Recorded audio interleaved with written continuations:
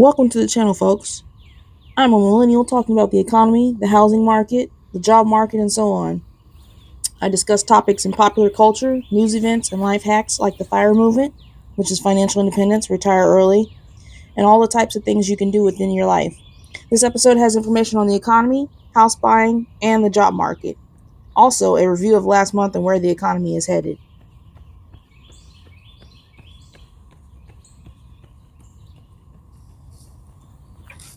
The view that you see now is over here on the Columbus Riverwalk. All of my videos will feature either a trail of some sort in the state of Georgia and the surrounding southeast area, or a really good neighborhood that has houses that I particularly like. But just jump into it. According to Bloomberg, the Fed will cut the rates right before the election, but they'll do it regardless of who is in office. Even if it was the Democrats who wouldn't get into the office, or if it was the Republicans in office, they'd all cut the rates. Just like Biden is releasing some of the USA oil reserves in time for summer to lower gas prices. Everybody does it. And for example, last summer, Brian Kemp, the governor of my state, Georgia, temporarily suspended the state gas tax to lower prices in Georgia. It worked because for me in particular, I was a supercommuter. I worked in the state of Georgia and lived in another state. So before I moved here, I appreciated it because it lowered my gas prices. Jamie Dimon, on the other hand, the head of Chase Bank, he expects more rate hikes, which will most likely make borrowing money even more expensive. Banks want to make their profits, so I highly doubt that they'll have any type of trickle-down effect that is actually beneficial to anybody. But buying a house, even with these rates, is still better than renting, unless, of course, your rent is under $1,000 and you have a solid job and are comfortable. I know most people are not in that position because most places are very expensive. Some places have $2,000 a month for rent. Other places in big mega cities like New York City and Miami have $3,000, $4,000, even $5,000 a month for rent. And let's not get started on California, which is pricing everybody out, even the baby millionaires. Baby millionaires make like $1 million, have somewhere between $1 million and $10 million. They're not doing well, and most of them are moving to Las Vegas. If you follow people like Graham Stephan or Stephen Graham, whatever his name is, he has like $13 million and he constantly looks like he's constipated because the dude cannot afford to live in California. He moved to Las Vegas and he makes tons of content and he already has millions of dollars, but he's still very, very messed up when it comes to money. He's afraid of losing his money and he's afraid of anything going wrong in the market. So there are a lot of people who are taking this stuff to heart, and it actually shows, and they're very, very stressed out. But even so, you got to make sure that you life hack your life so that you can do as best as you can in this economy. And that's pretty much what I like to talk about. The stock market itself was in a frenzy in May. Every S&P 500 sector was up except real estate, which is taking a hammering. Of course, we all know that the rates are too high on all the mortgages and that it's very difficult to afford the average price of a house, which is somewhere around $450,000 right now. This means the Wall Street folks are not feeling the worst of the economy like white-collar folks. If you're familiar with white-collar folks, they're making somewhere between the mid $70,000, $60,000 to over $120,000. Usually they say $150,000 makes you in the upper 10%, I think it is, of people who make salaries. Anywhere over $150,000 is definitely higher middle class. Middle class is somewhere between $60,000 and $120,000, $140,000.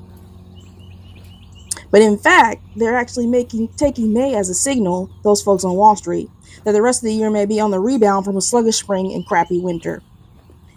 White-collar jobs paying over $100,000 are in decline and make the job hunt incredibly difficult. One of the reasons is artificial intelligence. If you're not familiar with artificial intelligence, it's pretty much going to take over all the jobs. I know folks like to say things like computer science and coding are very lucrative careers. Well, they're not going to be that much lucrative anymore. Artificial intelligence can basically code itself. There are artificial intelligence machines that make other machines that code for themselves, and they check each other's code. Already in ChatGPT, you can stick in code and figure out what's wrong with your code if you have any problems with it, and it'll tell you exactly what you need to know. Sometimes it's a little buggy, but most of the time it can figure out what's wrong with your code. On top of that, we'll get into later on how much energy usage ChatGPT and other artificial intelligence prompts take up. Each prompt, it's not just the software itself. They use up as much as a whole city does as far as energy concerns are going. The going rate of energy is expensive. But anyway, places like Google, Microsoft, they've all gotten rid of some of their staff and replaced it with artificial intelligence. So remote jobs are being forced back into the office, or they're going hybrid. So the job market is not doing so well for people who do not want to relocate. My advice is to ditch the high paying jobs you need to relocate for and go with middle paying jobs. I know that sounds kind of bogus, but look what's happening to the tech sector. Those people make upwards of $300,000, but they're usually laid off within 6 months to a year. In fact, they move all around Silicon Valley and all the other places that have high tech places like Atlanta, Georgia, and they don't know what they're going to do because they don't know if they're going to have a job for a long period of time. And then they take stocks for their job, and they take stocks for their beneficial benefits for their salary and things like that. So the problem is that they have to pay those back if they don't get vested in time, and usually vesting for that is like 5 months to a year. And if they don't get in their job for that long, then they have to pay that money back, or they don't get those stocks. So their offers of 300,000 or more, they have to live off of whatever they made during that time period, and they have to jump from job to job. So in my opinion, it's better to get a more stable job, not even government job. It could be any kind of job that's just more stable, and more industry is a lot better for people to stay in. So, and I think that you should probably live in a lower cost of living area. But if you're in a high cost of living area, then the market is a bloodbath. And I will do a future video on job hacking, because there are a lot of different places you can live that have more stable sectors and more stable job force. But honestly, you should just do the math. If you want to buy a house right now and get out of renting, even when rates drop, then buy a house below $250,000 by moving to a medium-sized city. Work a remote job or a middle-paying job. And that's what I was talking about. For one, you can make a lower down payment of less than $10,000 if you buy a house. That's only $250,000 or less. Take the rest of the money you would submit as a traditional down payment and put it in the market. You'll make greater returns on that money in the market than you would throwing it at a loan. This is my personal plan because I live in a medium-sized city in a booming state and work remotely and make just under $100,000 a year. Again, since the prices are so high, and because the loans balloon so high with the rates of like 7 to 8%, and then on top of that, you have to pay over $1,400 a month for your mortgage. That's kind of competing with the rental price, and you want to make sure that your mortgage is less than your rental price. And you also want to have some sort of savings. So it's better to keep that money before the housing prices go up and to make yourself a good deal on a house that's under $250,000. Prices are only going to go up because we're in the middle to late stage capitalism, where greedflation is the actual culprit and not higher labor costs or low profits. The price of everything has gone up because under USA capitalism, corporations are legally bound by law to pursue profit over everything else. Because of this, they expect a never-ending exponential curve of profit, regardless of crises or economies of scale or natural resources or even human suffering. So basically, no matter what happens, they expect for their prices to be sustained and for their profits to go up. What this means is if you move to a medium-sized city on a one-person income, if you have no kids, and a two-person income with kids, you can live comfortably. It probably won't be luxurious unless you have hand-me-downs in good condition, but you will do fine.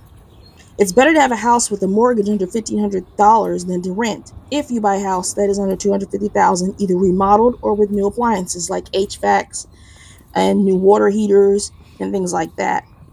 In a future video, I'll go over what kind of things you need to look for in a house if you're going to buy it under $250,000. Typically, I do this in medium-sized cities. I've lived up and down the East Coast. I've lived in Florida. I've lived in Maryland. I've lived in North Carolina. There are all different types of things that you can do in order to buy a house that actually suits your needs. Whether you're going to live there for a long period of time, a short period of time, or if you're trying to live there for a job.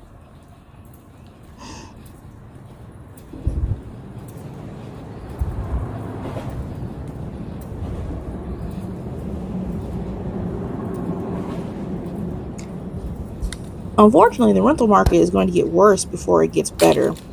I'm in urban finance, and while the rental supply is steady, cities are still incentivizing luxury apartments instead of workforce housing and affordable housing. If you're not familiar with workforce housing, that's housing that's created for people who earn the lower middle class wages or even working class wages, in between $40,000 a year and $70,000 a year. If you want to know more about workforce housing, there's also the city of Atlanta that has a workforce housing policy, and they tried to implement it, but they still incentivize luxury apartments. And I know because I used to live in Atlanta and I could not find an apartment that was worth renting. This means people are paying over 30% of their income on housing instead of the suggested 25%. Usually you stick to that 25% so you can afford everything else and you can also save. Most people have dipped into their savings. I know a lot of different articles have mentioned that people have all this money from the pandemic that they saved from those dinky little stimulus checks, but I'm sorry, $600 for stimulus and $1,000 stimulus, and Joe Biden's promised $1,300 that he lied about and spent $1,000 per person is not going to hold you over for years and years. That helps, but it does not hold you over. So people are still spending too much of their income on housing. In some areas, rental prices have stabilized since less people are selling their houses, but rates still increase year over year. So again, I will do a future video on house hacking and some of the things you can do to make your housing prices and housing costs lower.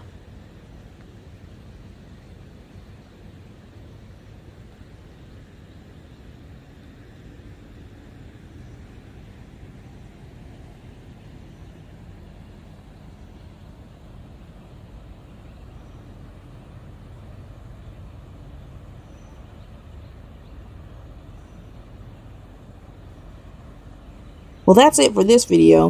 If you have an opinion on any of the data that I've read off or any of the information that I've stated, let me know.